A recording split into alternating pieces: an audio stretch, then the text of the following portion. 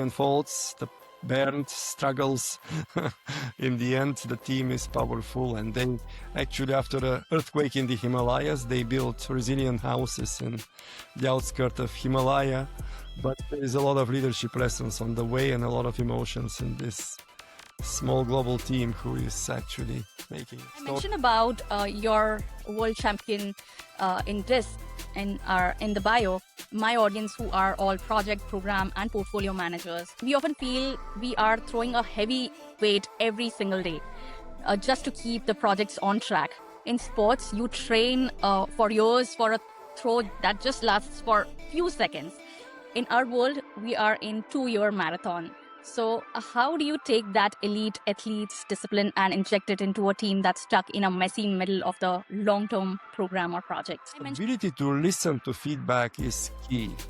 You should seek for feedback, and for the project managers in the audience, you have to institutionalize this team feedback. For the remote leaders listening, how can they act as an information radiator for their team's success without it feeling like they are just bragging to their bosses?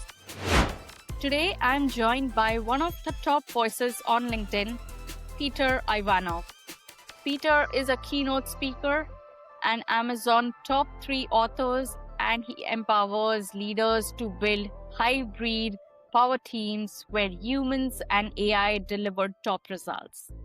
This is part 2 of the series. If you haven't already watched part 1, go ahead and watch part 1, because this is the continuation of part 1 series.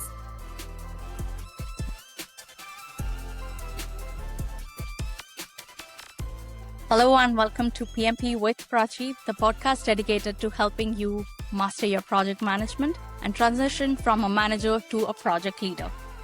As a project and program managers, we often talk about the heavy lifting we do for our organizations, keeping the budget in check, the stakeholders happy, and the deadlines met. My guest today takes that metaphor quite literally. Peter Ivanov is a world senior champion in discuss, but when he isn't throwing the heavy objects in the stadium, he's helping some of the world's biggest companies solve much more complex problems. That is, how do you lead a high-performing team when you are staring at them through a computer screen? Peter is the author of Virtual Power Teams, and he's been at the forefront of this long before the remote work was even a buzzword. But what I love about Peter's approach is that it isn't just about Jira boards and status reports. It's about the invisible gravity that holds a team together. Today, we are going to get into the messy human side of the job. Whether you are starting project management, just starting your project management journey, or a portfolio manager overseeing a global empire, this conversation is going to give you a whole new perspective on the human side of the PMO. Peter, I'm so excited to have you on the show. Thank you, Prachi. Equally very excited and looking forward. And while we are on the remote work and remote teams, project management, we often learn that osmotic communication, which means that when you are in that area, in the same building, and the team is around, you learn a lot of things from your team members, knowingly or unknowingly. We overhear a few things, details of the projects and all. So how do you handle those types of communication or situations where team members could learn when they are in the same periphery? I got it. It's a great question. Again, you need to institutionalize it or take a systematic approach. It falls, from my perspective, under the umbrella of knowledge management. And you have some knowledge which is well documented. You have, you are all certified program and project managers. So there is some hard principles, methods, templates that you learn. But what you're talking about is this tacit knowledge, they call it, which is usually not documented, resides in some conversation, meeting, scripted or not scripted, resides in the emails and the team kind of chats. And this is something which is key for organizational effectiveness. And the more we go in a virtual hybrid mode, unless you have a systematic approach, the more you lose it and you lose competitive advantage. So I will mention a few things. One is usually we have the 10 big rocks. These are the 10 success factors for running virtual teams. This is in my book and the methodology. One of them is knowledge management. So big rock number 2 is strengths matrix. We discover the natural strengths and talents of the people. And some have more generalistic strengths like good communicator. Some are more specialized, like ERP knowledge or something very relevant to the team. And those usually who have deeper expertise, they become knowledge champions. Again, recognized publicly by the team, and they curate some knowledge area, and they make sure they capture formal knowledge, but also informal knowledge by facilitating channels, meetings, and so on. And they are go-to person in this knowledge area. So this gives them, it's like extra effort for them, but because they get recognition and this is their expertise anyway, they have passion, they do it, and this fosters the gravity. So just by having the knowledge champion and make it publicly and organized, and you have a good searchable system where they would, store this information and have the forums, is already a big step forward. The other is, have the systems. Now, the team chats and the database is searchable, and maybe some naming convention in the past was important. Now that we have AI coming as an elephant in the room, it can help a lot to kind of organize, make it searchable, make sense of a lot of unstructured data. It could scan the emails and chats and surface some information and knowledge. But the other thing is this tacit knowledge is like the soul of your organization. This is how Satya Nadella, the CEO of Microsoft, calls it. And I'm a big, in this case, fan of him, and in this particular metaphor, the soul of the organization. And it allows now with AI to script more meetings, all this unstructured, to put it in a right categories. Even you don't have to do it yourself. AI is already smart enough to come up with containers and way to make it searchable. So we need to use this opportunity now. The more we have virtual meetings and other forums, one-to-one and group, to digitalize them and to make sure the knowledge is kind of captured. Still, we need people who own this, the champions, knowledge champions, regardless how you call it, curators should be known, and they work together with AI to kind of make this available. So I think, yes, combination between the strengths of the people playing a role, having an AI, again, maybe by 1 or 2 AI curators, which will kind of make sure it really fits with the organizational goals and principles. It becomes not so abstract, but usually within the team and the project team, look at the strengths. Some will be the champions and the curators. Some maybe the AI organizing the systematic approach. And if you give enough recognition, this will become also part of their goals. Apart from the project goals and deliverables and work stream, they may have some enabling role, like in the knowledge management, which gets recognized by the manager of the team and the team, and you are already on a positive spiral. I love that. Yeah, AI is actually helping virtual teams with those tasks. Currently, people use for And scripting. That's like 90%. But a few of them let a few agents to go through all these channels, organize it, put some top insights, trends, maybe some recommendation, and let it scan new files and always put it in this like meta repository. It's not a big deal. Few people do it, but it's a powerful lever. Yeah, and people and project teams have already started doing that. So, yes, you talk a lot about tools like Disk and Myers Briggs. I want to paint a scenario here for you. So, imagine a project manager who is a classic introvert, who is a feeler and very intuitive. They have a team member who is very loud, high energy, extrovert person, someone who challenges every single decision and tries to overpower the meeting. How does that quiet leader handle someone like that without losing their authority? Yes, it's a great question. And many project managers are quite structured, disciplined, so they have a strong introvert side in their personality. There is a great book, if the listeners haven't read it yet and they're introverted, it's called Quiet. The power of introverts in a world that cannot stop talking. So it's very empowering and inspiring book for introverts, because the lady author, I forgot the name, uh, have many case studies of introverts who made a huge impact in the humanity, and kind of utilizing their strengths, and it is very uplifting. I also have a strong introversion side, probably like 45% introvert, 55 extrovert, but as a mathematician and so on. So one of the things is stay true to your core. If you are more introverted, reflective person, don't try to jump too much and speak very high. Stay to your natural kind of habitat. And in the book there are many tips.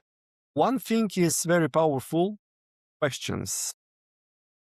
Questions in German, they say, fragt der führt. Who asks the question, he is the leader or she.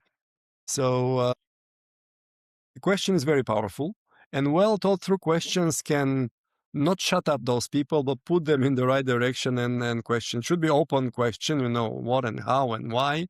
But well prepared question can lead the whole discussion, and also position your point. You don't have to defend it too hard. If you articulate the question in the right way, you could lead into the direction you want to lead. So practice question techniques, which is also the essence of coaching and so on, but this is more now for influencing. And the other thing is preparation.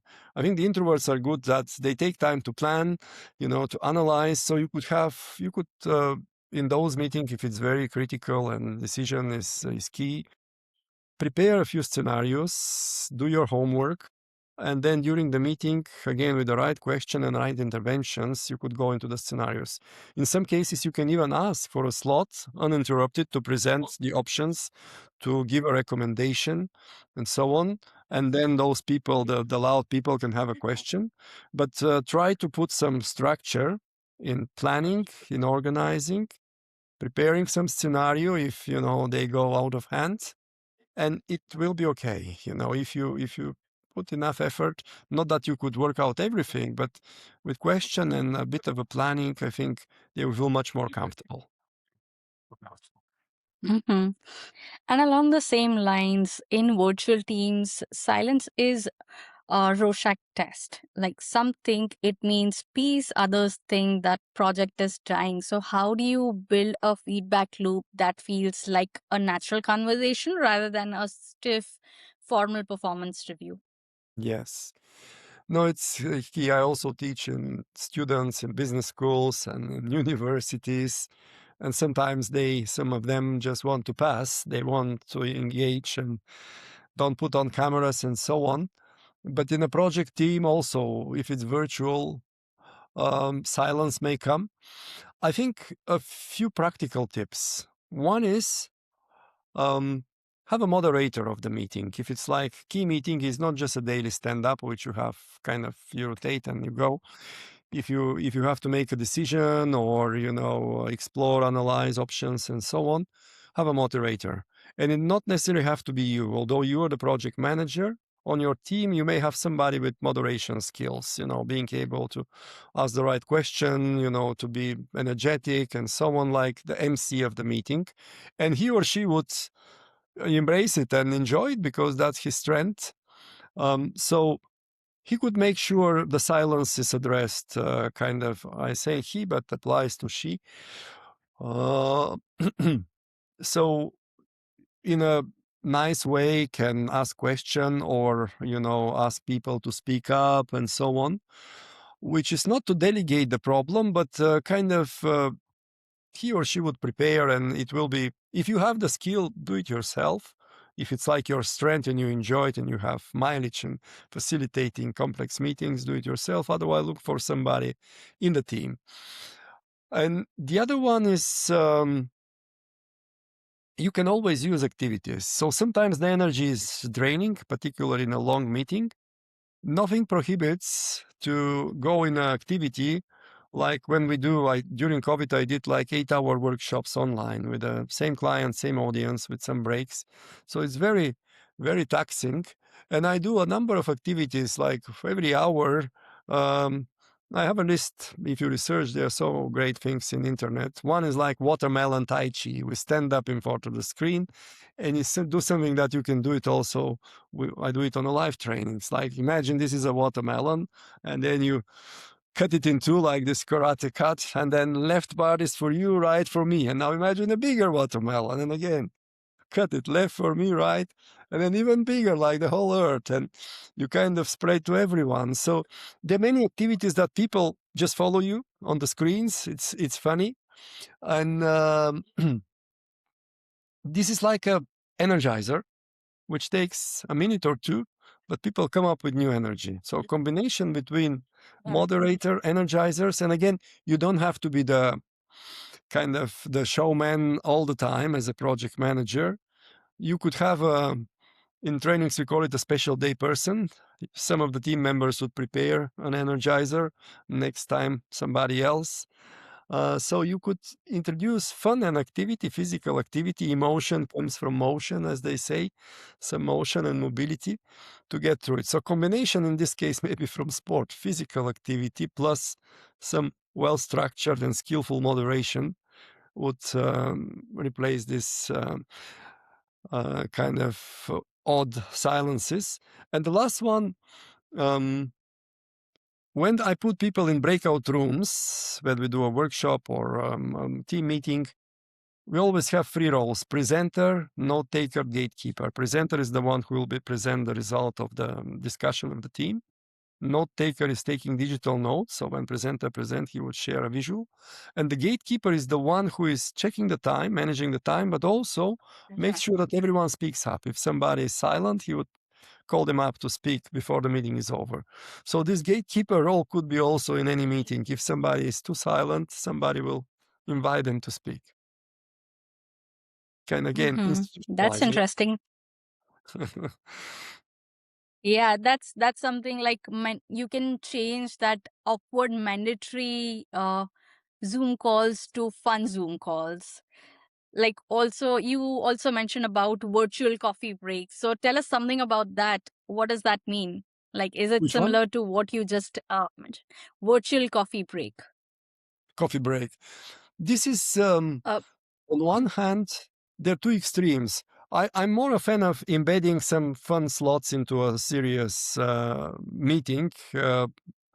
Like if it's like 2-3 hours meeting, you could have every hour a small energizer up to 5 minutes. Usually it's like 2 or 3, but it's good enough. But also you need some kind of fun channels, if you wish. And I have working with many different companies. There are many different creative solutions coming from the team members usually.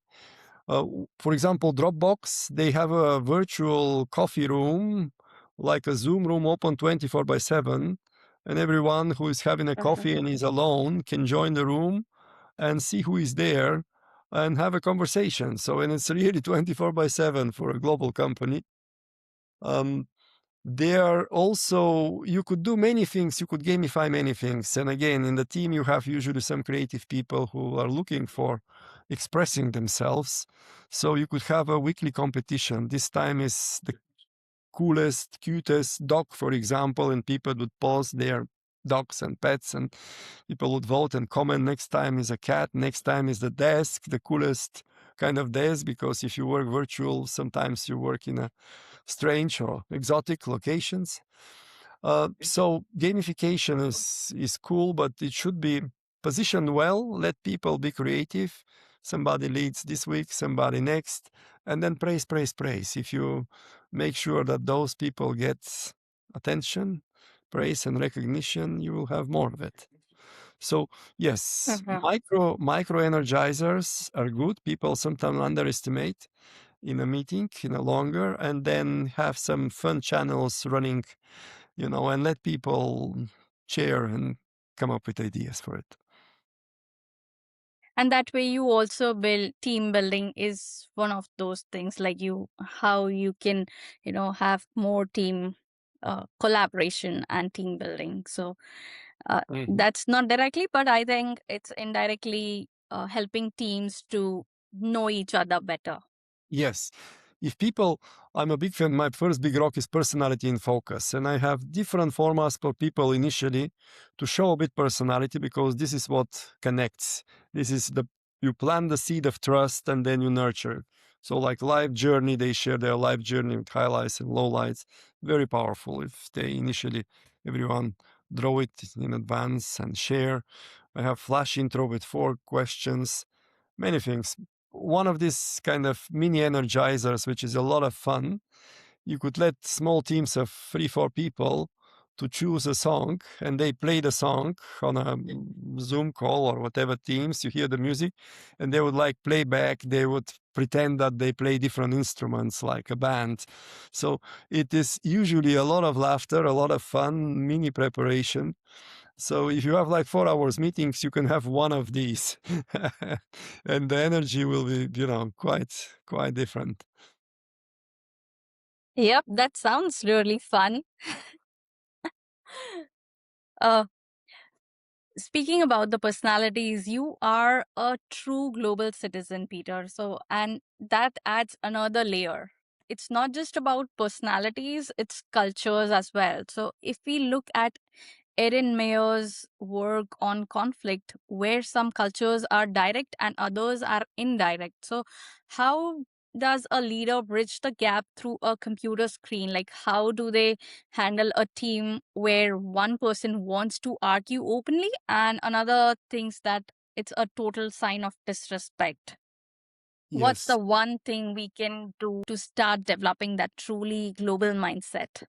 An AI robot as a trusted team member, you have mentioned. That's a bit of a mind bender. So, do we need to start onboarding AI just like you would as a human?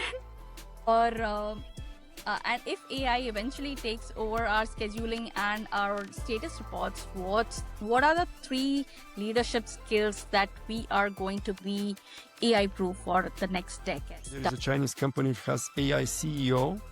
NetDrop is the name of the company. Yes. And this CEO is doing maybe not some tasks which no CEO will do, but it's issued 500,000 project notifications, for deliverables being late and so on, and coach employees 40,000 hours and so on.